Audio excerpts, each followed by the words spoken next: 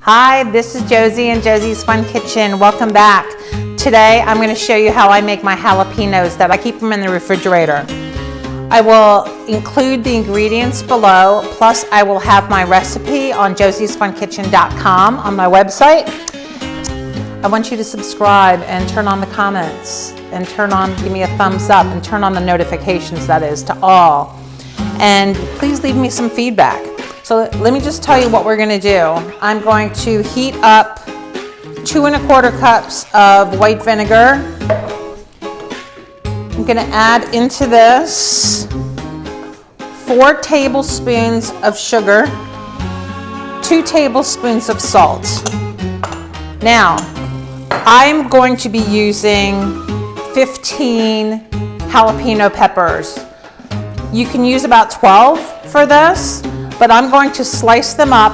Please make sure that you use gloves because you don't want to touch your eyes or anything else because that will burn very much. Throw these ends away, and then we're going to stuff some garlic into it. So I'll go ahead and start cutting these up.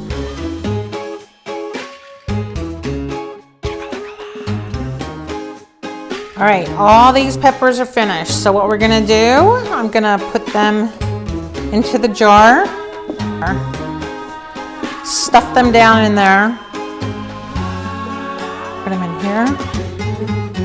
Now, you gotta have some garlic. Stuff that garlic in there. About 3 cloves into a half a pint. Push it down.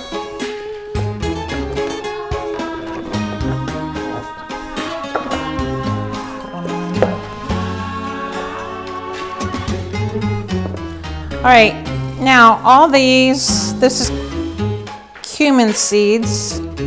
It's gonna go in that one. I'm gonna put a tablespoon into this one. Pour this over on top. Cover it.